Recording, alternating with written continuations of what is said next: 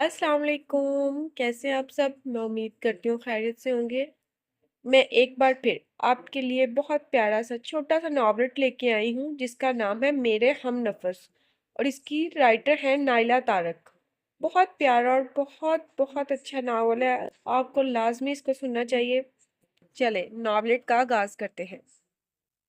Hospital के waiting room में इस वक्त 4 नकूश मौजूद थे, जिनमें से 2 खवातीन और 2 ही मर्द थे। हॉल की एक जानब काउंटर के पीछे एक लड़की मौजूद थी और मुसलसल कंप्यूटर के साथ साथ फोन पर भी बातों में मसरूफ थी।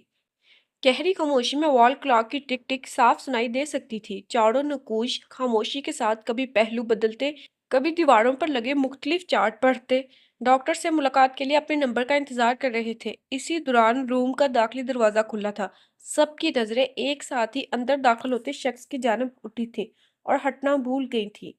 क्या वो दुनिया का हसीन तरीन और मर्दाना वजाहिद का नमूना था, या फिर सफ़े अव्वल के बदसूरत तरीन चेहरों में इसका शुमार किया जा सकता था? इन दोनों सवालों का जवाब एक ही था, नहीं, हरगिज नहीं। वेटिंग रूम में मौजूद हर इंसान की नज़रें खुद पर महसूस करने के बावजूद वो पुरइत्माद अंदाज में कदम उठाता काउंटर की सिमत जा रहा था, इन तमाम हकदक और दंग नज़रों से बेनियाज। या फिर वो इन अजीबो गरीब नज़रों का आदी था। वो दराज कामत शख्स इंतहाई दर्जे की स्याह रंगत का हामिल इंसान था। इसके जेट ब्लैक बालों से इसकी रंगत मेल खा रही थी। इस चीज़ का इसे भी एहसास था। शायद इसलिए लिबास भी इसने अपनी रंगत की मुनासबत से ही ज़ेबतन किया था। डॉग ग्रे शर्ट देखने वालों की नज़रों में चुप नहीं रही थी। अगले कुछ लम्हों में वो भी इन सब की तरफ आ गया था, जो अब तक इस पर से नज़र नहीं हटा सके थे।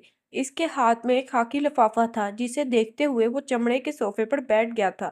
दूर से इसकी स्याह रंगत ने इसके हर नक्श को दबा दिया था, मगर अब करीब से बाआसानी इसके चुभते नकूश नुमायां हो रहे थे। इसकी कुशादा आंखों का रंग शहद की रंग से भी ज्यादा गहरा था। पतली खड़ी नाक, पतले होंठ और ठोड़ी के दरमियान में मौजूद हल्का सा गड़ा। मजमूई तौर पर इसका चेहरा कशिश से भरपूर और शख्सियत जाज़ब नजर थी। हाथ में मौजूद लिफाफे का जायजा लेते हुए इसके संजीदा चेहरे की पेशानी पर हल्की सी सिलवट नमूदार हुई थी। लफाफा बंद करते करीब रखते हुए इसने अपनी खमदार घनी पलकें उठाई थी और इसके साथ ही इसकी तरफ मतवज्जा नजरें गड़बड़ाकर इधर उधर चली गई थी। सीने पर बाजू लपेटते हुए अब वो भी सब्र तहम्मुल से दरो दीवार का जायजा लेता, शायद कुछ सोच भी रहा था। जिस कदर इम्प्रूवमेंट की उम्मीद मुझे अब तक थी, वो चंद फीसद से ज्यादा नहीं है। इतना टाइम नहीं लगना चाहिए। इस किस्म की इंजरीज की रिकवरी में पेशेंट को पैरों पर अपना तवाज़ुन कायम रखने में ज्यादा से ज्यादा 1 से 1.5 माह का अरसा लग जाता है। ये अरसा मजीद मुख्तसर हो जाता है अगर पेशेंट अपनी विल पावर का मुनासिब इस्तेमाल करे, थेरापिस्ट के साथ कोऑपरेट करे। मगर आपकी वाइफ ये दोनों ही काम करने के लिए शायद तैयार नहीं है। रिपोर्ट्स का जायजा लेते हुए डॉक्टर इससे मुखातिब था, जो सांस रोके बैठा था। यकदम ही इसके इर्द गिर्द एक जहरीली आवाज गूंजी थी, जिस दिन मैं अपने पैरों पर खड़ी हो गई, तुम मुझे उसी दिन तलाक दोगे और मैं देखती हूँ तुम कैसे आजाद नहीं करते। मोहित साहब, मैं जो कह रहा हूँ आपने सुना? डॉक्टर की आवाज पे वो चौंका था। अस्बात में सर को हरकत देते हुए इसे अपना वजूद जमीन व आसमान के दरमियान मोहलक महसूस हो रहा था। कहाँ जाकर मर गई है बुढ़िया? कब से आवाजें दे रही हूँ, कानों में रुई ठूंस कर बैठी है। तेज कदमों के साथ कमरे की सिमत बढ़ते हुए चिंगारती आवाज इसके कानों से टकराई थी। अगले ही पल वो कमरे में दाखिल हो गया था। तकिए के सहारे नीम दराज लाल बबू का चेहरा और शोलाबाज नजरों से वो इसे देख रही थी, जो खाने की प्लेट पकड़े सामने आ रुका था। वो औरत दिन रात तुम्हारी खिदमत में लगी है, तुम्हारी माँ की उम्र की है। इसका थोड़ा एहतराम तो तुम कर ही सकती हो। 2 माह के अरसे में ये पहला मौका था जिसमें वो इसे किसी चीज के लिए टोक रहा था। मेरी माँ मर चुकी है। इस बुढ़िया के लिए इतना ही दर्द दिल जाग रहा है तो इसे अपनी माँ बना लो। वैसे भी तुम्हें ये तो पता नहीं कि तुम्हें पैदा करने वाली औरत है कौन। मगर बाप कहाँ ढूंढते फिरोगे इस दुनिया में? इसकी शक्ल देखने के लिए तुम्हें क्यामत के दिन का इंतजार करना होगा। चबा चबा कर जिस तरह बिहेव कर रही थी, मोहित के लब खामोश, मगर चेहरे के तासरात तन गए थे। ये पहली बार नहीं था। गुजरे 2 माह में बेशुमार मर्तबा वो इस किस्म के मुलगजात अपने लिए इससे सुनता रहा था। क्या देख रहे हो? निकल जाओगे मुझे? क्या करोगे? वो हलक के बल चीखी थी। ऐसी हड्डी बनूंगी कि ना निगल सकोगे ना उगल सकोगे। अगर तुमने मेरी जान नहीं छेड़ी तो इसी तरह मैं तुम्हें तुम्हारी औकात याद दिलाती रहूंगी। मुझे अपनी औकात भी याद है और हकीकत भी। तुम फिक्रमंद ना हो, सर्द लहजे में बोलता वो इसके सामने बैठ गया था। ये खाना खा लो, फिर तुम्हें दवा भी लेनी है। दूर हो जाओ मेरी नजरों से, घिन आती है मुझे तुमसे, वो गुर्राई थी। मुंह खोलो। चावलों से भरा चम्मच मोहित ने इसकी तरफ बढ़ाया था। दूसरी जानों वो चंद लम्हों के लिए लब बीजे जहर आलूद नजरों से घूरती रही। फिर नीम गरम चावल मुंह में भर लिए थे, मगर अगले ही पल इन चावलों का फवाड़ा वो इसके चेहरे पर फेंक चुकी थी। कमाल जब्त का मुजाहिरा करते हुए मोहित ने अपने चेहरे और गिरेबान को झाड़कर एक एक दाना समेटना शुरू कर दिया था। दोबारा अपने हाथ से मुझे कुछ खिलाया तो ऐसे ही थूकूंगी तुम्हारे चेहरे पर, वो चीखी थी। मैं सिर्फ इस खौफ से दोबारा ये काम नहीं करूंगा कि मैं रिस्क की बेहुरमती बर्दाश्त नहीं कर सकता। इसके सामने से उठता हुआ वो बोला, तुम्हारे हाथ में आकर रिस्क भी जहर बन जाता है, जो हलाल भी नहीं होता, बिल्कुल तुम्हारी तरह। क्या तुम्हें नहीं पता? इसके जहरखंद लहजे पर वो प्लेट साइड टेबल पर रखता सामने से हट गया था। बेचारा कुछ कर भी तो नहीं सकता सिवाय खून के घूंट पीने के। इसके सजाइया लहजे ने मोहित के कदम रोक लिए थे। क्या करूं? तुम्हें आईना दिखाए बगैर रहा ही नहीं जाता। तुम्हारी डसी हुई जो हूं, अपनी सफाकी को मोहब्बत का नाम देकर तुमने मेरी मजबूरी और लाचारी का जो फायदा उठाया है, वो इसके तल्ख तंजिया लहजे पर मोहित ने इसे देखा था। मैं अगर अभी अपनी गर्दन काट कर तुम्हारे कदमों में भी रख लूं तो तुम इसे भी ठोकर मार दोगी, मगर इस सच को कबूल नहीं करोगी जिसकी बदौलत तुम इस घर में मौजूद हो। जब्त की शिद्दत से बीजी आवाज में वो बोला था। मैं सिर्फ अपने किसी गुनाह की बदौलत इस जहन्नम में अपनी सजा काट रही हूँ। इस वक्त गर्दन क्यों नहीं काटी जब मेरी जिंदगी पर अपने नाम की कालक मली थी तुमने? मगर तुम ऐसा क्यों करोगे? एक पाकबाज औरत पर नजर डालते हुए ना तुम्हें पहले शर्म आती है, ना अब मुझसे नजरें मिलाते हुए शर्म आती है। आती है मुझे शर्म इस वक्त जब अल्लाह के घर में भी तुम्हारा वहम मेरी इबादत में खलल डालता है। सजदे में मुझे तुम्हारा चेहरा नजर आता है, आईने में भी मुझे अपना अक्स दिखाई नहीं देता। शर्म आती है मुझे अपने रब से ये शिकायत करते हुए कि इसने क्यों एक औरत के पीछे मेरे दिल को इतना मजबूर किया कि आज वही औरत दिन रात मुझ पर कीचड़ उछालती है और मैं समेटता हूँ। अब मैं चाहता हूँ कि वो तुम्हारी जैसी नफरत और सख्ती मेरे दिल में भी डाल दे, बिल्कुल इसी तरह जिस तरह इसने तुम्हारी मोहब्बत और जस्तजू मेरे दिल में डाल दी थी। मगर वो नहीं सुन रहा। मजबूर और लाचार तुम नहीं मैं हूँ। सुर्ख होती आंखों से वो इसे देखता वो कमरे से निकल गया था। शायद इसके ज़ब्त की इंतहा हो गई थी, क्योंकि गुज़रे 2 माह में ये चीज़ पहली बार हुई थी कि इतनी बुलंद आवाज़ में वो इसके सामने बोल गया था, जिसके सामने बोलना तो दरकिनार, नज़र उठाना भी वो मुश्किल तसव्वुर करता था। जॉब की रिक्वायरमेंट के तहत इसे हर साल की तरह आज भी अपने फिजिकल चेकअप के लिए हॉस्पिटल का रुख करना पड़ा था।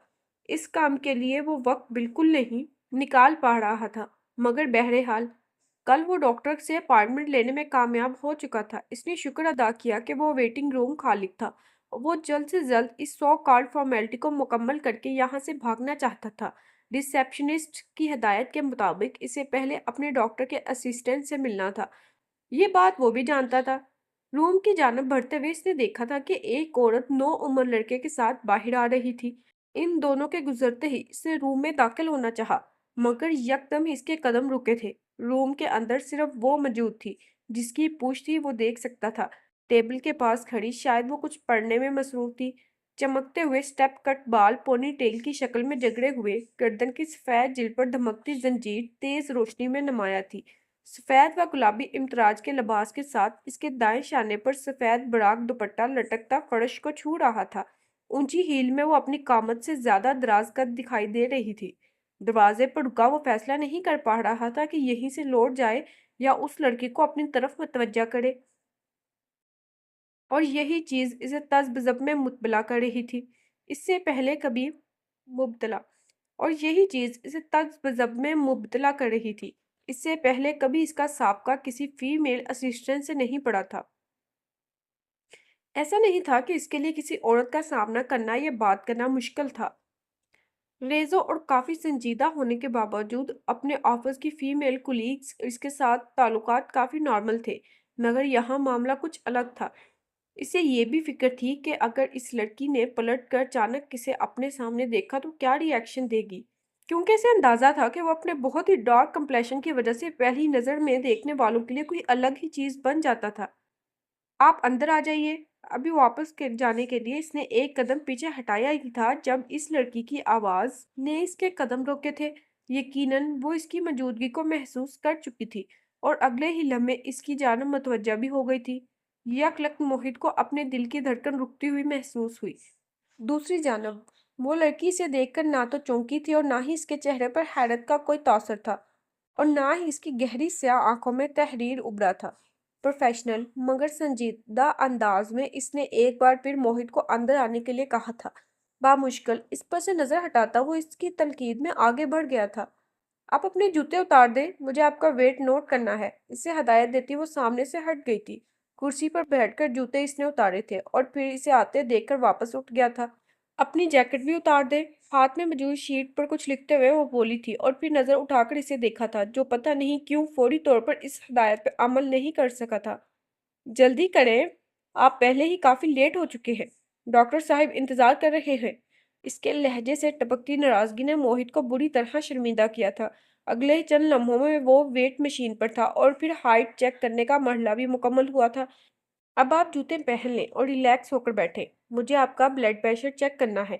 ایک بار پھر اسے ہدایت دیتی وہ ٹیبل کی طرف چلی گئی تھی جبکہ موہت نے نامحسوس انداز میں اپنی عرق آلود پیشانی کو صاف کیا تھا۔ کمرے کا ماحول کافی سرد ہونے کے باوجود تپش کا حملہ شدید ہوا تھا۔ کیا آپ پہلی بار اینول چیک اپ کے لیے آئے ہیں؟ بی پی آپریٹر سیٹ کرتے ہوئے وہ سرسی لہجے میں پوچھ رہی تھی۔ جواباً موہت کی آواز بند تھی۔ یہ پروسیس اس کے لیے نیا نہیں تھا مگر یہ پہلا موقع تھا کہ اس پروسیس میں کوئی عورت مداخلت کر رہی تھی۔ کیا جاب کرتے ہیں آپ؟ بی پی چیک کرتے ہوئے وہ دوسرا سوال کر رہی تھی۔ شاید وہ بھی اس کی گھبراہٹ کو محسوس کر چکی تھی اس لیے اسے نارمل رکھنے کی کوشش کی تھی۔ بہرحال مشکل ہی صحیح۔ مختصر موہت نے اسے اپنی جاب کے بارے میں بتا دیا تھا۔ آخری مرحلہ آئی سائٹ چیک کرنے کا تھا جس کے بعد موہت نے اپنا رکا سانس بحال کیا تھا۔ جیکٹ پہننے کے بعد وہ اب اس کے اگلے حکم کا منتظر تھا۔ یہ لیجیے آپ کا فولڈر، اب آپ ڈاکٹر صاحب کے پاس جا سکتے ہیں۔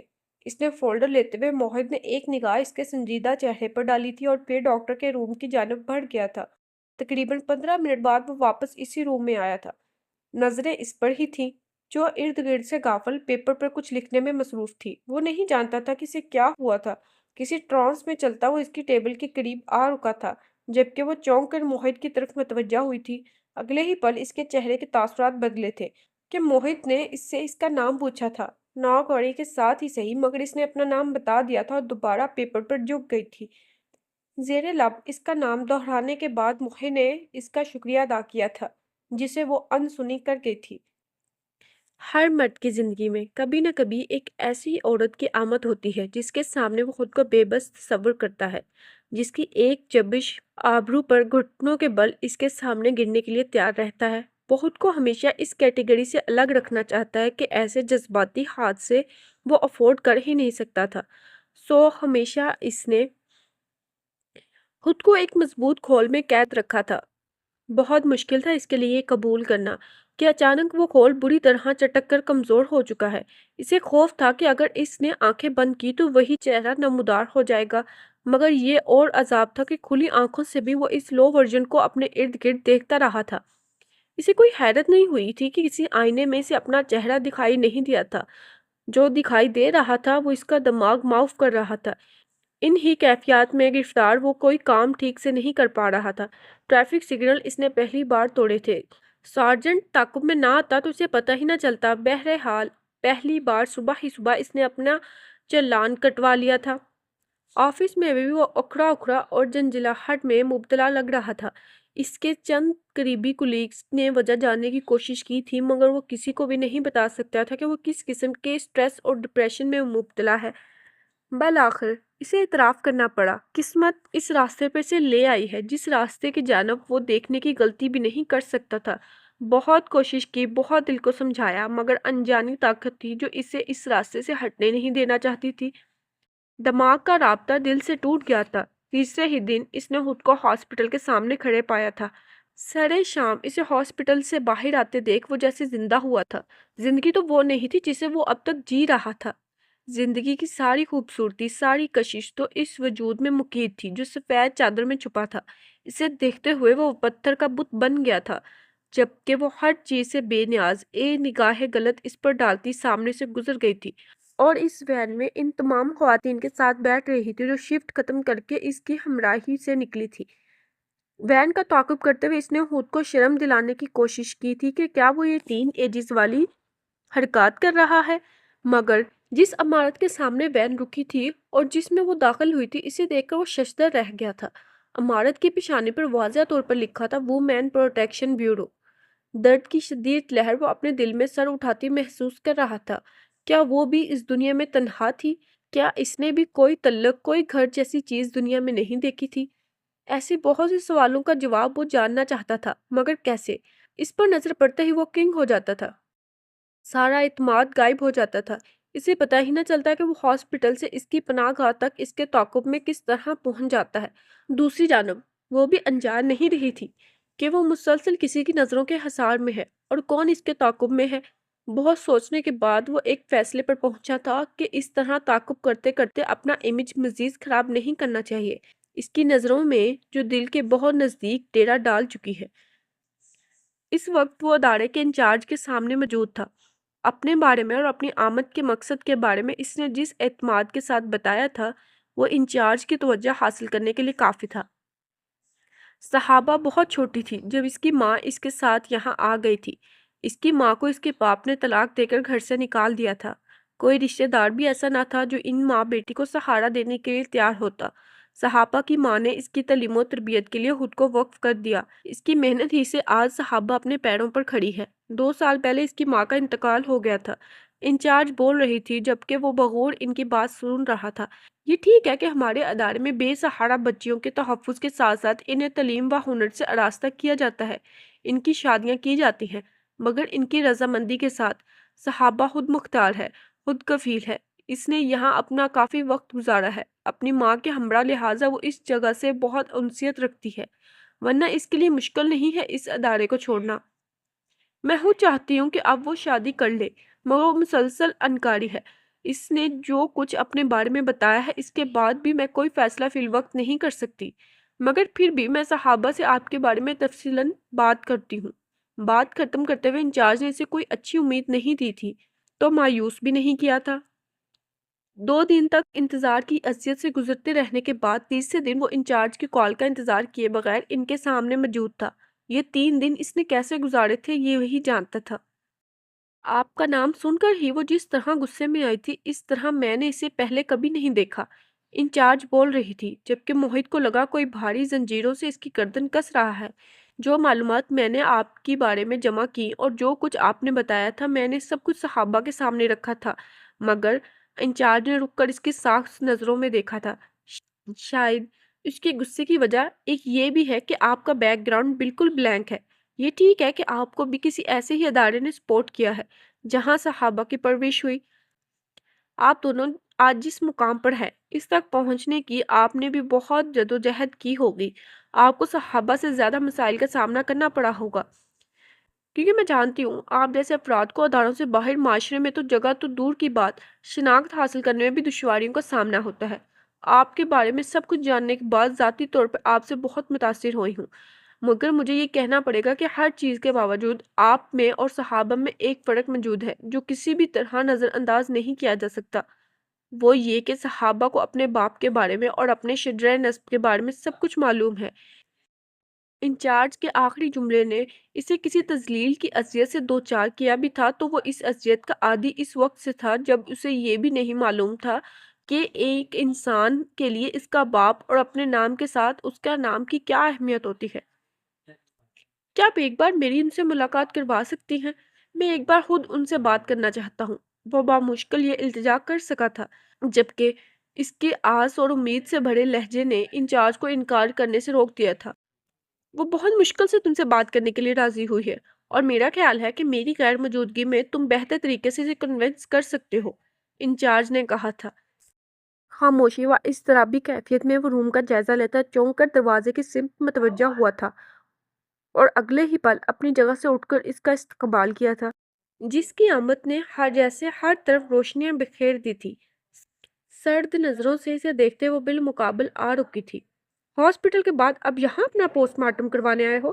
مجھ سے پہلے اور کتنی عورتوں کا جینا حرام کیا ہے تم نے؟ اس کے سلگتے لہجے پر وہ بس یک ٹک اسے دیکھ رہا تھا۔ تمہاری ہمت بھی کیسی ہوئی میرا تعاقب کر کے نظریں بند کرنے کی؟ شکر کرو میں نے تم پہ ہراسمنٹ کا کیس نہیں کیا۔ اس طرح ہراسٹ کرواؤں گی کہ سارا جنون اتر جائے گا۔ میں اپنی غلطی مانتا ہوں، میں نے آپ کا تعاقب کیا ہے، مگر یہ میرا مقصد آپ کو ہراس کرنا ہرگز نہیں تھا۔ وہ بری طرح دنگ ہوا تھا۔ آپ جان چکی ہوں گی میرا یہاں آنے کا مقصد صرف اور صرف ایک ہی ہے۔ آپ تک آنے کے لیے میرے ارادے غلط نہیں تھے، ہو بھی نہیں سکتے۔ مجھے تمہارے مقاصد سے کوئی سروکار نہیں ہے۔ ہو کیا تم؟ اوقات کیا ہے تمہاری؟ وہ یکدم ہی بھڑک اٹھی تھی۔ یہاں تک پہنچنے کے لیے تم نے جتنا وقت برباد کیا ہے، اگر وہ وقت اپنا نام و نشان ڈھونڈنے میں خرچ کرتے تو کیا یہ بہتر نہیں ہوتا؟ اس کے زہر خند لہجے پر موہت کے چہرے پر تاریکی بڑھی تھی۔ عورت کی ضرورت ہے تو جا کر ڈھونڈو کوئی اپنے جیسی، مجھے کیوں پریشان کر کے رکھا ہوا ہے؟ میں نے آپ کو پریشان کیا ہے تو اس کے لیے مجھے معاف کر دے۔ میں آپ سے شادی کا خواہش مند ہوں۔ اس کی جانب دیکھے بغیر وہ بمشکل بولا تھا۔ میرے سامنے اپنی خواہش بیان کرنے سے پہلے آئینہ دیکھا تھا تم نے؟ وہ شدید ناگواری سے بولی تھی۔ میں جو ہوں، جیسا ہوں اور میری جو حقیقت ہے یہ سب اللہ کی مرضی سے مجھے ملا ہے اور اس پر مجھے کوئی شرمندگی نہیں ہے۔ تمہیں اپنے ماں باپ کا نام بھی نہیں معلوم، اس پر بھی کوئی شرمندگی نہیں ہے؟ وہ تلخ لہجے میں پوچھ رہی تھی۔ جواباً موہن کی خاموش نگاہوں نے اس کے چہرے کے گرد طواف کیا تھا۔ کچھ اور کہنا ہے تمہیں؟ گردن اکڑائے وہ نخوت بھرے لہجے سے سوال کر رہی تھی۔ آپ کسی سے بھی شادی نہیں کریں گی یا صرف آپ مجھ سے شادی نہیں کرنا چاہتی؟ تم اپنے آپ کو اس قابل سمجھتے ہو کہ تمہارا مقابلہ کسی دوسرے انسان سے کیا جائے؟ وہ ناگواری سے دیکھتے ہوئے بول رہی تھی۔ تم یہ سوچ بھی کیسے سکتے ہو کہ مجھ جیسی عورت تم جیسے شخص سے کوئی تعلق جوڑ سکتی ہے جسے نہ اپنے کل کا پتہ ہے نہ آج کی خبر ہے؟ میرے پاس تمہارے لیے انکار کے سوا کچھ نہیں ہو سکتا۔ تن و تیز لہجے میں وہ اس کے پیروں تلے سے زمین کھینچ گئی تھی۔ صحابہ، میں آپ سے بہت محبت کرتا ہوں، بے اختیار وہ بولا تھا، جبکہ صحابہ نے رک کر دنگ نظروں سے اس کے دھواں دھواں ہوتے چہرے کو دیکھا تھا۔ میں جانتا ہوں میں آپ کے قابل نہیں ہوں، نہ ہی میں آپ کے ظرف کو امتحان میں ڈالنا چاہتا ہوں۔ میں خود نہیں جانتا کہ یہ سب کب اور کیسے ہو گیا۔ میں سیاہ ضرور ہوں، مگر اللہ نے میرے دل کو سیاہ نہیں بنایا۔ محبت صرف سفید انسانوں کی میراث نہیں ہوتی، اور نہ ہی محبت کرنے کا حق صرف انہیں حاصل ہے جو اپنا حسب و نسب جانتے ہیں۔ میں نہیں جانتا انہیں جو مجھے دنیا میں لانے کا سبب بنے، مگر میں جانتا ہوں اس رب کو جس نے مجھے دنیا میں بھیجا ہے اور سفید اور سیاہ سے بالا تر رکھ کر سب انسانوں کو برابر کا درجہ دیا ہے۔ آپ کو حق ہے انکار کرنے کا، آپ کو حق ہے خود پر فخر کرنے کا، مگر اپنی ذات کا فخر بیان کرتے وقت آئندہ بس اس چیز کا خیال رکھیے گا کہ فخر اور غرور کے درمیان بہت باریک لکیر ہوتی ہے۔ سرد لہجے میں بات ختم کر کے اس نے صحابہ پر ایک نگاہ تک نہ ڈالی تھی اور تیز قدموں کے ساتھ روم سے نکل گیا تھا، جبکہ ناگواری سے سر جھٹکتے ہوئے صحابہ کا حلق تک کروا ہو چکا تھا۔ کھڑکی کے بند شیشوں کے پار بارش تیزی سے اور بادلوں کی گڑگڑاہٹوں نے بھی اس کے اندر پھیلے سناٹے کو نہیں توڑا تھا۔ یہ سچ ہے کہ محبت بہت خوبصورت ہوتی ہے، مگر ہر کسی کے لیے خوبصورت نہیں ہوتی۔ یہ اس سے بھی بڑا سچ ہے۔ شیشے پر پھسلتے قطروں کو گنتے ہوئے اس نے اپنے دل پر بھی کچھ گرم قطرے گرتے محسوس ہو رہے تھے۔ محبت جب تذلیل بننے لگے تو اس سے کنارہ کشی ہی بہتر ہے، مگر کیا یہ اتنا آسان ہے؟ خود سے سوال کرتے ہوئے اس نے کھڑکی کھول دی تھی۔ بارش کی تیز بوچھار نے اس کی جلتی آنکھوں اور سلگتے سینے کو ٹھنڈا نہیں کیا تھا۔ اس کا ایکسیڈنٹ ہو گیا ہے 3 دن پہلے، انچارج نے جو روح فرساں خبر اسے دی تھی، حقیقتاً وہ اسے سانس لینا بھول گیا تھا۔ 3 دن سے وہ اذیت میں تھا۔ اسے اندازہ ہو رہا تھا کہ گزری 2 راتیں کیوں پولے سرات بنی تھی۔ حادثے میں سے اندرونی چوٹیں آئی تھیں، مگر ریڑھ کی ہڈی زیادہ متاثر ہوئی ہے، جس کے باعث وہ بالکل مفلوج ہو کر رہ گئی ہے۔ اس کے علاج پر بہت لاگت آ رہی ہے اور ہمارے ادارے کے پاس پہلے ہی فنڈز کی بہت کمی ہے۔ اس کے باپ نے کبھی پلٹ کر خبر تک نہیں لی کہ وہ زندہ بھی ہے یا نہیں، سو اس سے رابطہ کرنا بے سود ہوگا۔ مجھے یقین تھا کہ تم اس کی مدد کرو گے، اس لیے تمہیں بلایا ہے۔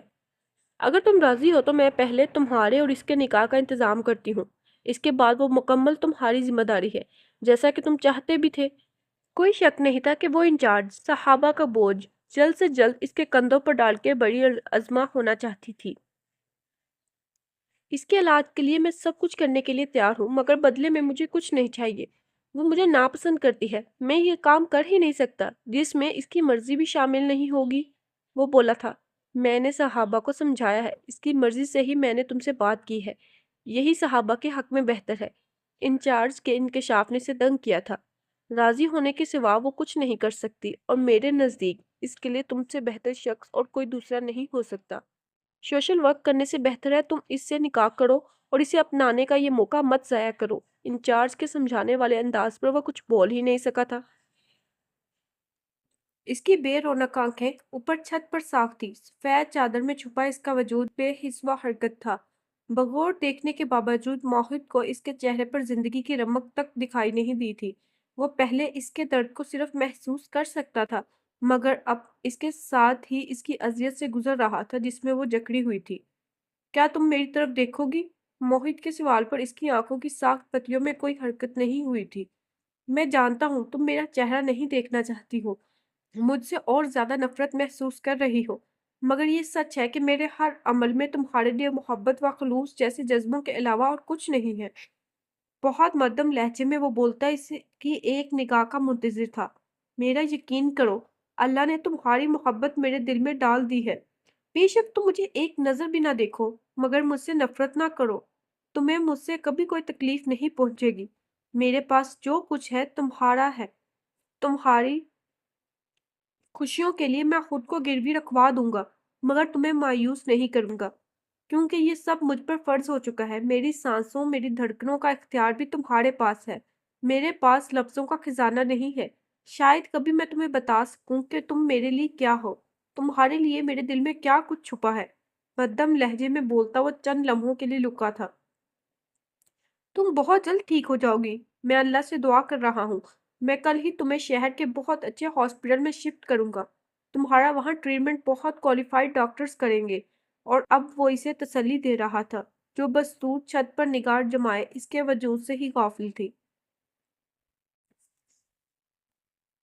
دوسرے ہی دن وہ جس ہاسپٹل میں شفٹ ہوئی تھی، وہاں چند دن بعد ہی اس پر چھایا سکون ٹوٹ گیا تھا۔ یا تو وہ اپنے علاج کے معاملے میں سنجیدہ نہیں تھی، یا پھر وہ موہت کو لوہے کے چنے چبانے پر مجبور کرنا چاہتی تھی۔ اپنے معالج سے اس کا تعاون زیرو تھا، نرسز سے اس کا رویہ خراب تھا۔ ہر روز موہت کے سامنے اس کی شکایتوں کا پلندہ تیار ہوتا تھا۔ اسے سمجھانے کی کوشش کرنا موہت کے لیے بالکل بھینس کے آگے بین بجانے کے مترادف تھا۔ نہ وہ اس کی جانب دیکھتی تھی، نہ ہی اس کی کسی بات کا جواب دیتی تھی۔ بس ایک ہی فیصلہ اس نے ایک ہی جملے میں سنا دیا تھا کہ وہ ہاسپٹل میں نہیں رہنا چاہتی۔ اس کی ڈٹائی کو دیکھتے ہوئے موہت نے ڈاکٹر سے بات کی تھی، اور پھر یہ طے ہوا کہ ہاسپٹل کے بجائے اسے گھر میں ہی رکھا جائے، مگر پابندی کے ساتھ اسے ٹریٹمنٹ کے لیے ہاسپٹل لے جانا ہوگا۔ حالانکہ یہ سب اتنا آسان نہیں تھا۔ صحابہ کو گھر میں رکھنے کے لیے اس کے ساتھ ایک عورت کا اس کی دیکھ بھال کے لیے موجود ہونا لازمی تھا۔ موہت کو اپنے گھر میں کام کرنے والی ملازمہ سے درخواست کرنی پڑی تھی، جو اس کام کے لیے راضی ہو گئی تھی۔ صحابہ کو پہلی بار اپنے گھر میں لاتے ہوئے جہاں وہ مختلف پریشانیوں اور اندیشوں میں گرا تھا، وہی دل میں ایک انوکھی سی خوشی بھی تھی۔ اپنا گھر، جو اسے دنیا سے زیادہ عزیز تھا، وہاں اس عورت نے قدم رکھنا تھا جو اس سے زندگی سے بھی زیادہ عزیز ہو چکی تھی۔ اسے یقین تھا کہ وہ اپنے حسن سلوک اور محبت سے صحابہ کو اس بات پر قائل کر لے گا کہ وہ اپنے علاج سے لاپرواہی نہ برتے۔ یہ حقیقت جاننے میں موہت کو زیادہ وقت نہیں لگا کہ وہ ایک بہت مشکل عورت ہے، مگر اس چیز کا اسے اطمینان تھا کہ جس اللہ نے اس عورت کی محبت دل میں ڈالی ہے، تو یقیناً اللہ اسے سنبھال کر رکھنے میں بھی اس کے لیے آسانیاں پیدا کرے گا۔ اپنے گھر میں صحابہ کا پہلا دن اس کے لیے انتہائی اہمیت کا حامل تھا۔ اس رات بغیر کسی جھجک کے موہت نے اپنا دل اس کے سامنے کھول کر رکھ دیا تھا۔ اسے معلوم تھا کہ وہ اس کی کسی بات کو نہ خاطر میں لائے گی، نہ یقین کرے گی، نہ کوئی تبصرہ کرے گی، لیکن پھر بھی وہ اس کے سامنے اقرار کرتا رہا تھا۔ اپنی بے تابیاں، اپنے جذبات وہ مزید اس سے چھپا نہیں سکتا تھا، اور اسی دوران محبت کی شدت میں کسی کمزور لمحے کی زد میں آ کر اس نے پہلی بار صحابہ کا ہاتھ تھام لیا تھا، اور یہی لمحہ جیسے قیامت بن گیا تھا۔ وہ جو اب تک کان بند کیے دیوار کو تک رہی تھی، اس کے چھوتے ہی شعلوں کی طرح بھڑک اٹھی تھی۔ اس کی چیخوں اور چنگھاڑوں سے در و دیوار گونج اٹھے تھے۔ زبان کے قفل کیا ٹوٹے، اس کے جو منہ میں آیا وہ بولتی چلی گئی اور دم بخود بت بنا موہت اس کی زہر افشانیاں سنتا رہا تھا۔ پتہ نہیں کب تک وہ چیختی چلاتی اس کے پر کھینچے اڑاتی رہی تھی اور جب تھک گئی تو روتے روتے اس نے فجر کر دی۔ جانے کس دباؤ کس جھونکے میں وہ ایجاب و قبول سے گزر گئی تھی جس کا پچھتاوا اس کے لیے ایک ایک لفظ سے جھلک رہا تھا۔ اپنے ساتھ ساتھ موہت کو بھی سزاوار بنا کر وہ فیصلہ بھی سنا گئی تھی کہ جس دن وہ اپنے پیروں پر کھڑے ہونے کے قابل ہو گئی موہت کو اسے طلاق دینی ہوگی، اور یہ فیصلہ وہ آنے والے دنوں میں بھی اسے ذہن نشین کرواتی رہی تھی۔ اچانک ابھرتی تیز چیخنے سے حواس باختہ کیا تھا۔ جب وہ کمرے کی طرف گیا تھا تو رکے بغیر سرحد سے اس کی جانب جو بیڈ سے نیچے گری ہوئی تھی۔ موہت کا دل آنی شکنجے میں جکڑ گیا تھا۔ اس کی روتی چیختی آوازوں پر مت ہاتھ لگاؤ، مجھے نہیں چاہیے مجھے تمہارا سہارا۔ موہت نے اسے اٹھانا چاہا تھا جو وہ اس کا ہاتھ جھٹکتی چیخی تھی اور زاروں قطار رونا شروع کر دیا تھا۔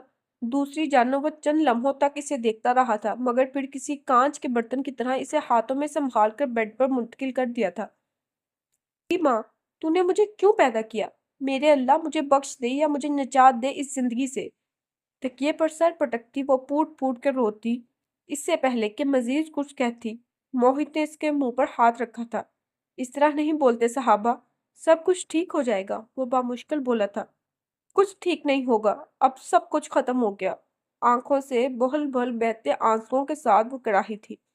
میں نے دن رات چھوٹی چھوٹی نوکریاں کر کے ڈگری لی، جاب کے لیے دھکے کھائے اور جب ایک اچھی جاب ملی تو میں پھر وہی پہنچ گئی ہوں جہاں سے چلی تھی۔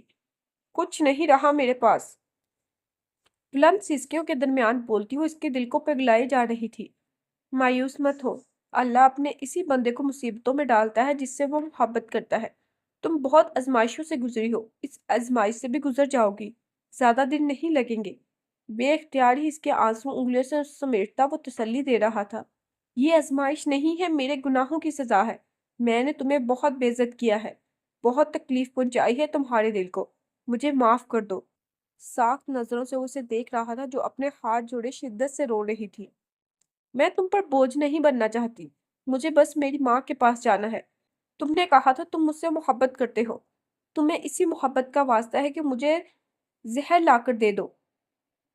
میں لکھ دوں گی کہ میں نے خود ایسا سوچنا بھی مت۔ تم یہ کام کر کے مجھے بے موت مارنا چاہتی ہو۔ ابھی تم اللہ سے بخشش مانگ رہی تھی اور اب اس گناہ کا ارادہ کر کے اسے ناراض کرنا چاہتی ہو۔ اس کی بات کاٹتے ہوئے وہ بولا تھا، وہ اب بھی کہاں راضی ہے مجھ سے؟ مجھے بے یار و مددگار چھوڑ کر دوسرے کا محتاج کر دیا ہے۔ وہ پھر پھوٹ پھوٹ کر رونے لگی تھی۔ میری ساری دعائیں ساری التجائیں ایسے ہی واپس لوٹ کر آ رہی ہیں۔ اللہ نے ہرگز تمہیں بے یار و مددگار نہیں چھوڑا۔ مایوسی سے الگ ہو کر ذرا سوچو تو کیا تمہیں دن رات تمہارے حصے کا رزق تم تک نہیں پہنچا رہا؟ اس کے چہرے کے گرد ہاتھ رکھے وہ نرم لہجے میں بول رہا تھا، جس تکلیف میں تم ہو کیا اسے دور کرنے کے لیے اللہ نے کوئی انتظام نہیں کیا؟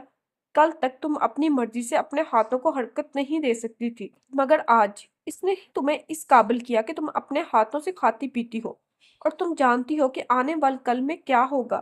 اس کی بھیگی آنکھوں میں دیکھتا وہ بول رہا تھا، کل تم خود اپنے پیروں پر چلنے پھرنے لگو گی۔ ایک دم سے تو سب کچھ ٹھیک نہیں ہو سکتا، آہستہ آہستہ ترکیب کے ساتھ ہوگا اور تمہیں پتہ بھی نہیں چلے گا۔ اس نے تمہیں کسی کا محتاج نہیں بنایا۔ میں تمہارے ساتھ ہوں مگر کیا میں تمہارے لیے یہ سب کچھ کر سکتا ہوں؟ میں تو خود اس کا محتاج ہوں جس کی محتاج تم ہو۔ ہر انسان ہر مخلوق ہے، وہ اپنے کسی بندے سے لا تعلق نہیں ہے۔ وہ ابھی تمہارا اتنا خیال رکھ رہا ہے تو جب تم مکمل صحت یاب ہو جاؤ گی پھر کتنے راستے کامیابی کے تم پر کھول دے گا۔ کہ تمہیں اپنا گزرا کل یاد آ رہا ہے تو بھروسہ رکھو اس کی ذات پر، آنے والا کل گزرے کل سے زیادہ بہتر ہوگا۔ جس جاب کا کھو جانے کا تمہیں غم ہے اس سے زیادہ بہتر جاب تمہیں مل جائے گی۔ مایوسی سے خود کو بچا کر کوشش کرو گی تو یہ مشکل وقت گزرنے میں وقت نہیں لگے گا۔ تمہیں آرام کرنے کا وقت اللہ نے دے دیا ہے مگر اس کا مطلب یہ نہیں ہے کہ تم آرام طلب بن جاؤ اور تمہارا وزن کسی پہاڑ کے برابر ہو جائے۔ وہ سنجیدہ انداز میں ہی بولا تھا، میں کوشش کرتی ہوں، وہ کمزور آواز میں بولی تھی۔ کہاں کوشش کرتی ہو؟ تمہاری ساری توانائی تو رونے اور غصے میں ہی خرچ ہو جاتی ہے۔ مسکراتے لہجے میں بولتا وہ اس کی آنکھوں میں دیکھ رہا تھا، مگر اگلے ہی پل خاموش ہوا تھا۔ بغیر پلک جھپکے وہ یک ٹک اسے دیکھ رہی تھی۔ چند لمحے ایسے ہی خاموشی میں گزر گئے تھے، اس سے پہلے کہ وہ ان گہری سیاہ آنکھوں کے سحر میں جکڑ جاتا۔ کال بیل کی گونج نے اس کے حواس بیدار کر دیے تھے۔ میرا خیال ہے زینت آ چکی ہے، کچھ دیر کے لیے اپنے گھر گئی تھی، میں اسے تمہارے پاس بھیجتا ہوں۔ اس سے نظر چراتے ہوئے بولتا وہ اس کے پاس سے اٹھ گیا تھا۔ صوفے پر دراز وہ سامنے ہی قد آدم سائز کی کھڑکیوں سے نظر آتے آسمان کو تک رہی تھی۔ ننھے ننھے ٹمٹماتے ستاروں کی چربٹ میں چمکتا پورا چاند اسے انتہائی قریب محسوس ہو رہا تھا۔ چہرے سے ٹکراتے نرم ہوا کے جھونکوں نے اس پر پرسکون سی غنودگی طاری کر دی تھی۔ ہر سمت گہری خاموشی پھیلی تھی۔ تب ہی قدموں کی محسوس چاپ اسے سنائی دی تھی اور اس کی بوجھل پلکیں مکمل بند ہوتی چلی گئی تھیں۔ اس کی ملازمہ کچھ دیر پہلے اجازت لے کر جا چکی تھی۔ کسی وجہ سے وہ آج رات صحابہ کے پاس نہیں رک سکتی تھی۔ اس نے اب صبح ہی موہت کے گھر سے جانے سے پہلے آنا تھا۔ کچھ فاصلے پر رک کر موہت نے اسے دیکھا تھا۔ صرف چاند کی دودھیا روشنی میں نہایا اس کا وجود دھڑکنوں کو روکنے کے لیے کافی تھا۔ بند پلکوں کے تھرکتے سائے اور چہرے پر پھیلا خمار، ساخت نظروں سے اسے دیکھتا وہ کسی طلسم کے حصار میں تھا۔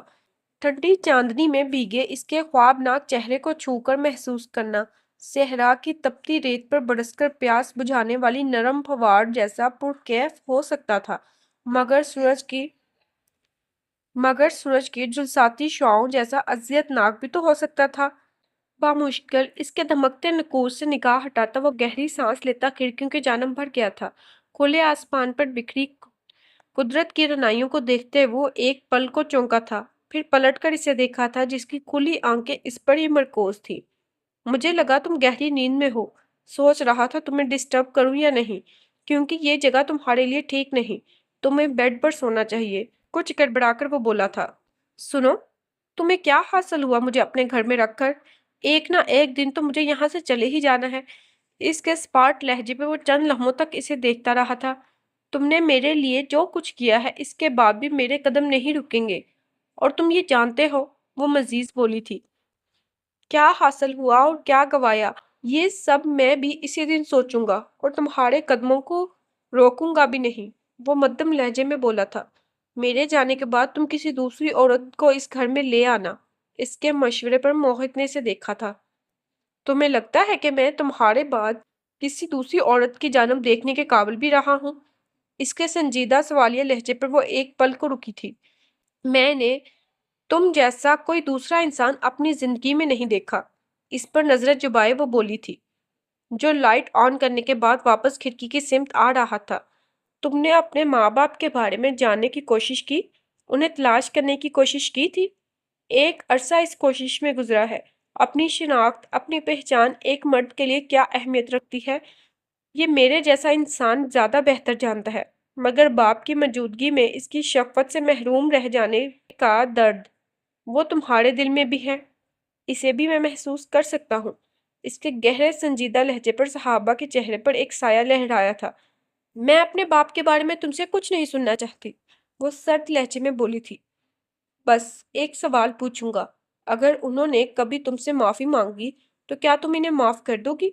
وہ جانے کیوں یہ سوال کر رہا تھا۔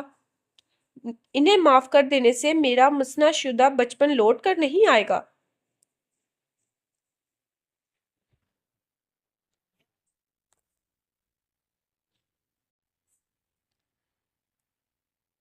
انہیں معاف کر دینے سے میرا مسنہ شدہ بچپن لوٹ کر نہیں آئے گا، نہ زخم بڑھیں گے، نہ میری ماں قبر سے نکل کر آئے گی۔ اس کے تلخ لہجے پر وہ خاموش رہا تھا۔ کیا تم اپنے ماں باپ کو معاف کر سکتے ہو جو تمہیں کیا تم اپنے ماں باپ کو معاف کر سکتے ہو جو تمہیں نہ نام دے سکے نہ مقام؟ وہ پوچھ رہی تھی۔ نہیں، میں نے معاف نہیں کیا ہے۔ نہیں، میں نے انہیں معاف نہیں کیا ہے، لیکن مجھے معلوم ہے کہ قیامت کے دن جب میں انہیں دیکھوں گا اور جب مجھے ان سے سوال کرنے کا اختیار دیا جائے گا تو میں ان سے کوئی شکایت، کوئی سوال نہیں کر سکوں گا۔ فرش پر نظریں جبائے وہ بولا تھا، اور پتہ نہیں کیا سوچ میں گم ہو گیا۔ فرش پر نظریں جمائے وہ بولا تھا، اور پتہ نہیں کس سوچ میں گم ہو گیا تھا۔ خاموشی کے ساتھ وہ اسے دیکھے گئی تھی۔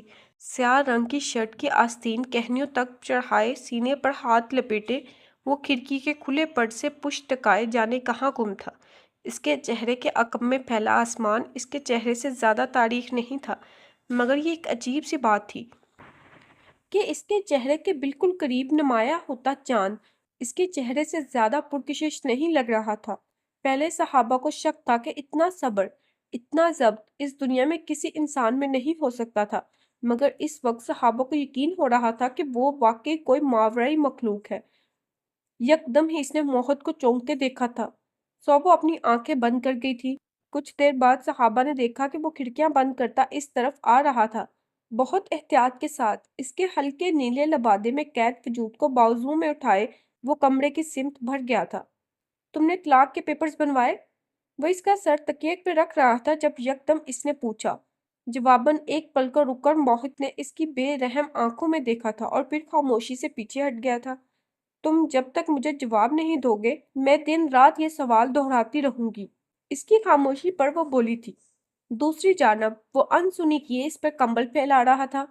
تب ہی کال بیل کے ساتھ باہر دروازہ دڑدڑانے کی آواز بھی گونجی تھی۔ صحابہ کی نظریں وال کلاک کی سمت گئی تھیں، جبکہ موحد خود بھی حیران ہوتا کمرے سے نکلا تھا۔ رات کے اس وقت کس کی آمد ہو سکتی تھی؟ ابھی وہ یہ سوچ ہی رہی تھی کہ کچھ عجیب سا شور باہر ابھرا تھا۔ صحابہ کی نظریں دروازے کی سمت ہی تھی۔ اگلے ہی پل اس کا دل اچھل کر حلق کو آ گیا تھا۔ دن دناتے ہوئے کچھ اجنبی چہرے کمرے میں گھسے تھے۔ اندر آتے ہی ایک شخص نے بیڈ پر زوردار ٹھوکر مارتے ہوئے بیڈ سمیت صحابہ کو ہلا ڈالا تھا، اور اگلے ہی لمحے وہ صحابہ کو بری طرح کھینچتا ایک ہی جھٹکے میں زمین پر پٹک چکا تھا۔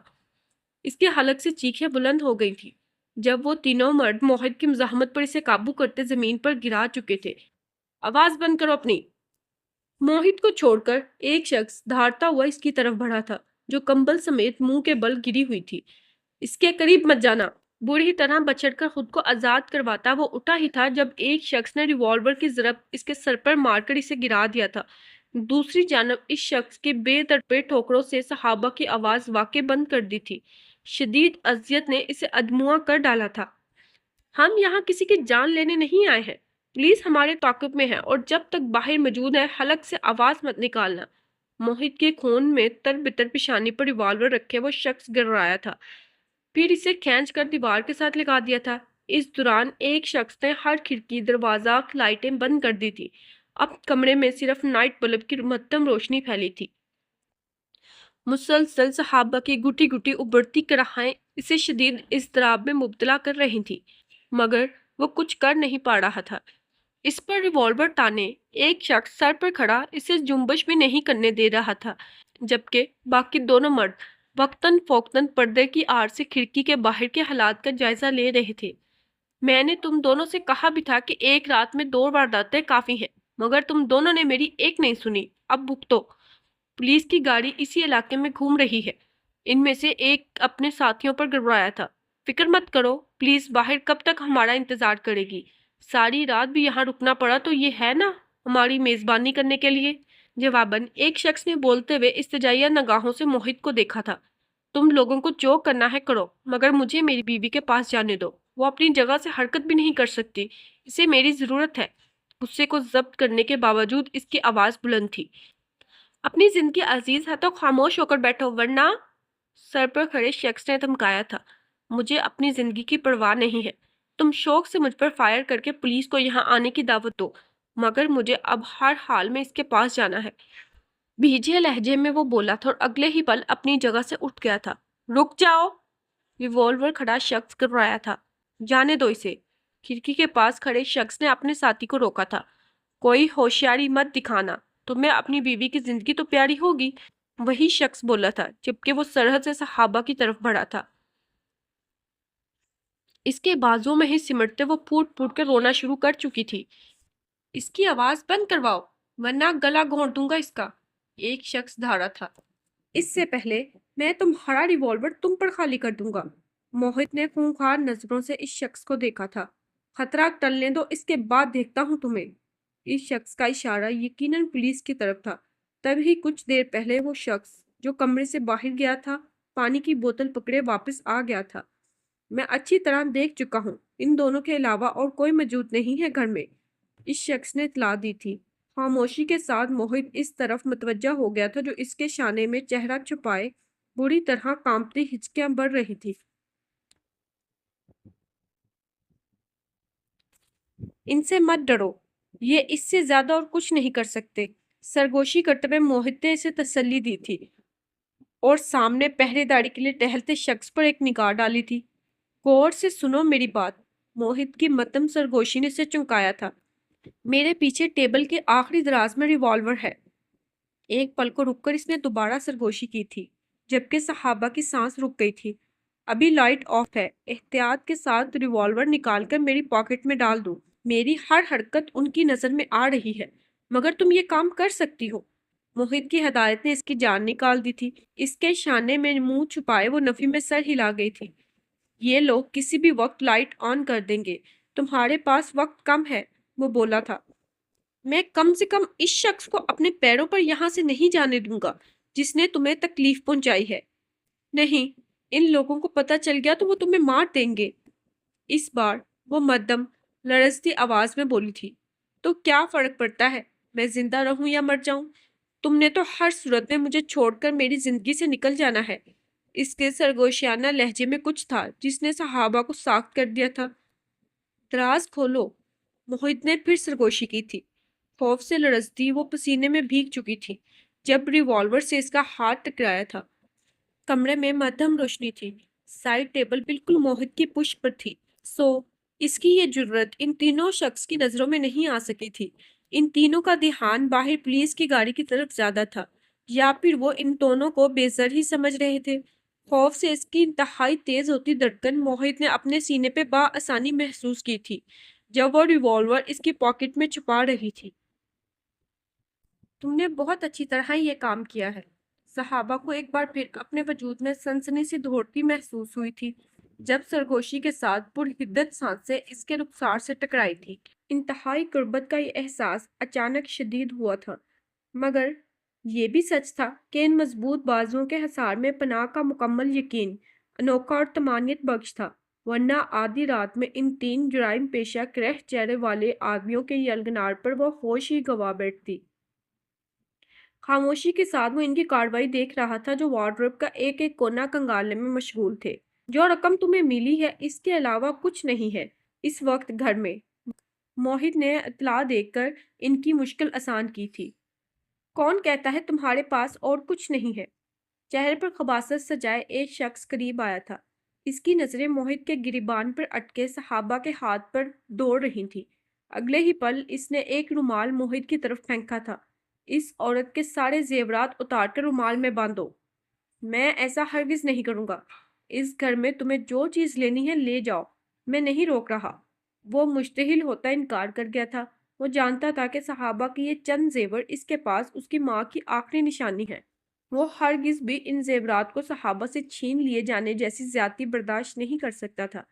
ابھی موہت کی اس شخص سے تکرار جاری تھی کہ عقب سے دوسرا شخص دھاڑا تھا۔ یہ دوبارہ انکار کرے تو ان دونوں کو گولیوں سے داغ کر زیور چھین لو، جلدی کرو۔ زرد پتے کی طرح کانپتے ہوئے صحابہ نے اپنے زیور اتارنے شروع کر دیے تھے، جو سونے کی 4 چوڑیوں، انگوٹھیوں اور کان کی بھاری بالیوں وغیرہ پر مشتمل تھے۔ ایک نظر موہت نے اس کے بھیگتے چہرے پر ڈالی تھی اور پھر اس کے زیورات رومال میں رکھ دیے تھے۔ فوراً آؤ، ہمیں نکلنا ہے۔ وہ دونوں شخص اپنے ساتھی کو آواز لگاتے دروازے کی سمت بڑھے تھے، جو زیورات قبضے میں لیتا اٹھ کھڑا ہوا تھا۔ تمہارے اس تعاون کی بدولت میں تمہارے کام آ سکتا ہوں۔ یکدم وہ شخص موہت سے مخاطب ہوا تھا۔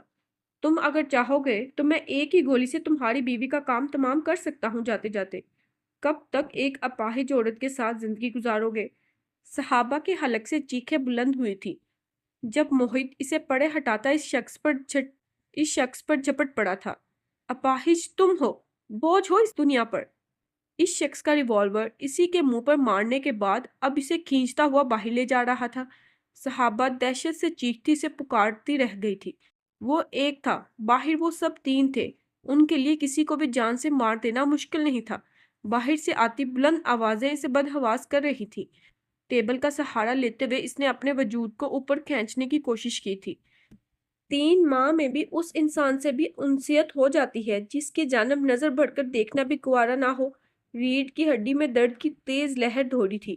جب وہ اپنے پیروں پر کھڑے ہونے کی کوشش میں نڈال ہونے لگی تھی، تب ہی فائر کی گونج نے اسے سر سے پیر تک ہلا ڈالا تھا۔ آنکھوں کے سامنے بس ایک ہی چہرہ تھا۔ چیخ چیخ کر روتے ہوئے وہ بالکل بھی حواسوں میں نہیں تھی، مگر اس کے لڑکھڑاتے قدم دروازے کی سمت بڑھ رہے تھے۔ باہر آوازوں کا شور بلند ہو رہا تھا۔ دروازے کا سہارا لیتی وہ گرتے گرتے اس وقت سنبھلی تھی جب کسی نے اس کا بازو دبوچ لیا تھا۔ رک جاؤ ورنہ میں اسے گولی مار دوں گا۔ بلند للکار نے موہت کو ساخت کر دیا تھا، جبکہ اس کے شکنجے میں آزاد ہوتا شخص سرحد سے اپنے اس ساتھی کی طرف بھاگا تھا جو زمین پر پڑا بری طرح کراہ رہا تھا۔ گولی اس کے پیر پر لگی تھی۔ یہ وہی شخص تھا جس نے صحابہ کو ٹھوکریں ماری تھی اور جاتے جاتے موہت کو آفر دے کر اپنی موت کو دعوت دے گیا تھا۔ اسے اٹھا کر باہر لے جاؤ۔ صحابہ کی گردن سے ریوالور لگائے کھڑے شخص نے اپنے ساتھی کو ہدایت دی تھی، جبکہ سانس روکے کھڑی صحابہ کی وحشت سے پھٹی آنکھیں موہت پر جمی تھی، جس کے چہرے سے بہتا سرخ سیال اس کے گریبان کو بھگوتا جا رہا تھا۔ ریوالور پھینکو۔ صحابہ کو قبضے میں لیے وہ شخص آہستہ آہستہ دروازے کی طرف بڑھتا موہت کو حکم دے رہا تھا، جس پر اس نے فوراً عمل کیا تھا۔ اس کے ساتھ کچھ مت کرنا، اسے میرے حوالے کر دو۔ نامحسوس انداز سے موہت نے 2 قدم آگے بڑھائے تھے۔ پہلے وہ زیور میری طرف پھینکو۔ وہ شخص گھبرایا تھا۔ میں یہ زیور تمہیں دینے کے لیے تیار ہوں، مگر تم پہلے اس سے دور ہو جاؤ۔ موہت نے ایک آخری کوشش کی تھی۔ جو کہا ہے اس پر عمل کرو، زیور میرے حوالے کرو۔ وہ شخص پھر گر رہا تھا۔ موہت نے ایک نگاہ صحابہ کے سفید پڑتے چہرے پر ڈالی تھی، پھر رومال میں لپٹے زیورات اس شخص کی سمت اچھال دیے تھے۔ رکی ہوئی سانس کے ساتھ وہ اس کی جانب قدم دھیرے دھیرے بڑھاتا جا رہا تھا، جو اس شخص کی گرفت میں کھینچتی دور ہوتی جا رہی تھی۔ دروازے تک پہنچ کر وہ شخص چند لمحوں کے لیے رکا تھا۔ اگلے ہی پل صحابہ کے حلق سے اندوناک چیخ بلند ہوئی تھی، جب اس شخص نے اسے ایک جھٹکے سے آگے کی جانب دھکیلا تھا۔ بری طرح لڑکھڑاتی وہ اس کی جانب آئی تھی، جو بجلی کی سی تیزی سے اس تک پہنچا تھا اور اسے سینے میں جیسے جذب کر گیا تھا۔ تم ٹھیک ہو؟ اسے خود سے دور کرتے ہوئے موہت کی دل کی حالت ماہی بے آب جیسی ہوئی تھی۔ کیا ضرورت تھی تمہیں ان لوگوں سے الجھنے کی؟ تمہاری زندگی خطرے میں آ سکتی تھی۔ تم نے میرے بارے میں بھی نہیں سوچا تھا؟ اس کا خون آلود گریبان ہاتھوں میں جگڑے وہ چیخی تھی۔ تمہارے بارے میں ہی سوچا تھا۔ میری زندگی کی کوئی قدر و قیمت نہیں جو میں اس کی پرواہ کرتا۔ اس کی لہجے کی تھکن نے صحابہ کے آنسوؤں کی روانی میں اضافہ کیا تھا۔ تمہاری نظر میں نہ ہو مگر میری نظر میں ہے تمہاری زندگی کی قدر و قیمت، وہ لرزتی آواز میں بولی تھی۔ کتنا خون بہہ گیا ہے؟ نہیں، موہت نے اپنے چہرے کی طرف بڑھتے اس کے ہاتھ کو روکا تھا۔ میرا یہ غلیظ لہو پہلے ہی تمہارے چہرے اور لباس کو داغدار کر چکا ہے۔ ایسا مت کہو اپنے لیے، مجھے اور میری نظروں میں مت گراؤ۔ بے اختیار صحابہ نے اس کے سینے سے چہرہ ٹکا دیا تھا۔ مجھے معاف کر دو، میں تمہارے زیور نہ بچا سکا۔ وہ تمہاری اور میری جان سے بڑھ کر نہیں تھے، وہ سسکتی آواز میں بولی تھی۔ تمہیں اس طرح کھڑے رہنے سے تکلیف ہو رہی ہوگی، آؤ میں تمہیں کمرے تک لے چلوں، وہ بولا تھا، اور پھر اسے سہارا دیتا کمرے کی سمت بڑھ گیا تھا۔ میں بہت خوش ہوں تمہیں اپنے پیروں پر چلتا دیکھ کر، میری دعائیں قبول ہو گئی ہیں۔ اس کے مدھم لہجے پر صحابہ نے نظر اٹھا کر اس کے سرخ سیال سے تربتر چہرے کو دیکھا تھا۔ تکیے سے پشت لگا کر بیٹھی وہ اس کی طرف متوجہ ہوئی تھی جو کمرے میں داخل ہوا تھا۔ خون آلود نہ اب اس کا چہرہ تھا نہ لباس۔ لائٹ براؤن لباس میں ملبوس وہ اس کے سامنے آ بیٹھا تھا، جبکہ وہ تنگ نظروں سے اس کے ستے ہوئے چہرے اور سرخ آنکھوں کو دیکھ رہی تھی۔ صحابہ سے نظر ملائے بغیر اب وہ بھیگے ٹاول سے اس کے چہرے پر لگا خون صاف کر رہا تھا۔ تم نے پولیس اسٹیشن میں فون کر دیا؟ صحابہ نے اسے مخاطب کیا تھا۔ ہاں، میں پوری کوشش کروں گا کہ کم سے کم تمہارے زیور تمہیں واپس مل جائیں، وہ مدھم لہجے میں بولا تھا۔ صحابہ بغور اس کے تاثرات دیکھ رہی تھی، جو اب اس کا ہاتھ تامے انگلیوں پر جمع خون صاف کر رہا تھا۔ کچھ عجیب سا محسوس کرتے ہوئے صحابہ نے اسے مخاطب کرنا چاہا تھا، مگر اگلے ہی پل وہ دھک سے رہ گئی تھی۔ موہت کی گرفت میں موجود اپنے ہاتھ پر چند گرم قطرے ٹپکتے اس نے دیکھے تھے۔ کیا ہوا ہے تمہیں؟ صحابہ کے دل میں کوئی چیز چھپی تھی۔ سرحد سے اس نے موہت کا ہاتھ پکڑا تھا جو سامنے سے ہٹ رہا تھا۔ میں نے بہت پستی سے اپنا سفر شروع کیا تھا، بالکل تنہا۔ پہلی نظر میں تمہیں دیکھنے کے بعد اپنی تنہائی کا شدید احساس ہوا، کسی بہت اپنے کی چاہت دل میں جاگی۔ مجھے نہیں معلوم تھا کہ محبت کیا ہوتی ہے، اور جب معلوم ہوا تب تک تم میری روح میں صلاحیت کر چکی تھی۔ اسی محبت نے مجھے خودغرض بنا دیا تھا۔ اپنی حقیقت جاننے کے باوجود، تمہاری نفرت کے باوجود، میں نے اپنے آپ کو تم پر مسلط کر دیا۔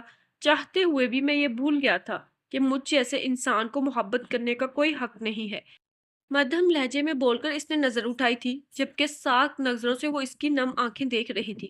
مجھے معاف کر دو، میں نہ تمہیں پابند کروں گا نہ اصرار، مگر میں تم سے یہ کہنا چاہتا ہوں کہ میری زندگی میں جو واحد رشتہ ہے وہ جو بغیر کسی شراکت داری کے صرف میرا ہے، اسے مجھ سے مت چھینو، مجھے خود سے جدا مت کرو، مت چھوڑ کر جانا مجھے اور اس گھر کو۔ شدت ضبط سے اس کی لرزتی آواز اور سرخ آنکھوں کے ساتھ وہ بولا تھا، اتنی سی بات کہنے میں تم نے اتنا وقت لگا دیا۔ ٹھیک ہے، میں کہیں نہیں جاؤں گی تمہیں چھوڑ کر۔ صحابہ کے مطمئن انداز پر وہ دنگ نظروں سے اسے دیکھتا رہ گیا۔ ہر بار میرے مطالبے پر تم نے خاموشی اختیار کیے رکھی، کبھی یہ نہیں بتایا کہ تم کیا چاہتے ہو۔ اگر تم پہلے مجھ سے یہ سب کہتے تو میں پہلے ہی تمہاری بات مان لیتی۔ سنجیدہ نظروں سے صحابہ نے اسے دیکھا تھا، جو اب بھی بے یقین تھا۔ اب تمہاری ہر خواہش پر سر جھکانا مجھ پر فرض ہو چکا ہے۔ پہلی وجہ تو یہ کہ تم پہلے انسان ہو جس نے مجھ سے محبت کا دعویٰ ہی نہیں کیا بلکہ اس پر عمل کر کے بھی دکھایا ہے۔ دوسری وجہ یہ کہ تم ہی ہو جو پیشانی پر بل لائے بغیر مجھے ہاتھوں میں اٹھائے گھر سے ہاسپٹل اور ہاسپٹل سے گھر تک کے چکر کاٹتے رہے ہو۔ تیسری وجہ یہ کہ تم بڑی کندہ پیشانی سے 3 ماہ تک میری ہر غلط بات برداشت کرتے رہے ہو۔ چوتھی وجہ یہ کہ تم میرے لیے کسی کو بھی گولی مار سکتے ہو، اور کیا صرف ان وجوہات کی بنا پر تم مجھ سے تعلق قائم رکھنا چاہتی ہو؟ اس کی بات کاٹتے ہوئے موہت نے سوال کیا تھا۔ جواباً وہ کچھ نہ بول سکی۔ میرے ساتھ زندگی گزارتے ہوئے تمہیں کچھ دشواریاں پیش آئیں گی صحابہ، میرے لیے خود پر جبر نہ کرو۔ میں کہہ چکا ہوں کہ میں تمہیں پابند نہیں کرنا چاہتا، وہ اس کی جانب دیکھے بغیر بولا تھا، مگر میں پابند ہونا چاہتی ہوں۔ میری زندگی پہلے ہی سہل نہیں رہی ہے۔ باپ کے نام اور خاندان نے مجھے اس دنیا میں بے آسرا چھوڑ کر میری دشواریوں میں اضافہ ہی کیا ہے۔ تمہارے ساتھ یہ دشواریاں کم تو ہوں گی۔ اپنے ہاتھ پر نظر جمائے وہ بولی تھی اور پھر اسے دیکھا تھا۔ میرا سوال اب تک وہی ہے، کیا تم صرف اس لیے مجھ سے تعلق قائم رکھنا چاہتی ہو؟ موہت نے بغور اسے دیکھا تھا، جو ایک بار پھر اس کے سوال کو نظر انداز کرنا چاہ رہی تھی۔ تم نے بینڈیج ٹھیک سے نہیں کی۔ بولتے ہوئے صحابہ نے اس کے آئی برو کے اوپر لگی بینڈیج کو ٹھیک کرنا ہی چاہا تھا کہ وہ اس کا ہاتھ روک گیا تھا۔ رکی ہوئی سانس کے ساتھ وہ زیادہ دیر تک اسے نہیں دیکھ سکی تھی، جو اس کے ہاتھ کی نرمی کو اپنے چہرے سے مس کرتا ہونٹوں سے لگا رہا تھا۔ جب تک مجھے میرے سوالوں کا جواب نہیں ملے گا میں تمہارا ہاتھ نہیں چھوڑوں گا۔ ایک پل کو رک کر موہت نے گہری نظروں سے اس کے سرخ چہرے کو دیکھا تھا اور پھر دوبارہ اس کے ہاتھ پر جھک گیا تھا۔ اب میں تمہاری طرح محبت کے راگ نہیں الاپ سکتی۔ اس کے جھیمتے ہوئے کچھ ناراض لہجے پر موہت نے مسکراتی نظروں سے اس کے دہکتے رخساروں اور لرزتی پلکوں کو دیکھا تھا۔ کیا حرج ہے؟ جب تم مجھے گالیاں دے سکتی ہو تو محبت کے راگ میرے لیے کیوں نہیں الاپ سکتی؟ یہ تو زیادتی ہے۔ موہت کے سنجیدہ لہجے پر صحابہ نے حیرت سے اسے دیکھا تھا اور اگلے ہی پل بے ساختہ کھلکھلا کر ہنستی چلی گئی تھی، جبکہ موہت کے لیے بہت مشکل ہو گیا تھا اس کی زندگی سے بھرپور جلملاتے چہرے اور چمکتی آنکھوں سے نگاہیں ہٹانا۔ صحابہ کی جلد ترنگ کرتی ہنسی پرسکون مسکراہٹ میں بدل گئی تھی۔ وہ بہت نرمی اور جذب کے عالم میں اس کی آنکھیں چوم رہا تھا، تو اسے مہلت نہیں ملی موہت کو یہ سچ بتانے کی کہ اسے سیاہ رنگ پہلے بہت پسند تھا، مگر اب سیاہ رنگ سے عشق ہو گیا ہے۔ پھر وہ کیسے اس انسان سے تعلق توڑ کر زندہ رہ سکے گی جسے اللہ نے اس کے پسندیدہ رنگ کے مطابق چن کر اس کا محافظ مقرر کر دیا تھا۔ اچھا جی، آپ کو یہ پیاری سی چھوٹی سی سٹوری کیسی لگی کمنٹ میں بتانا مت بھولیے گا، اور اسی طرح کے مزید سٹوریز کو اور ناول کو سننے کے لیے میرے چینل کو سبسکرائب کرنا بھی مت بھولیے گا۔ اللہ حافظ۔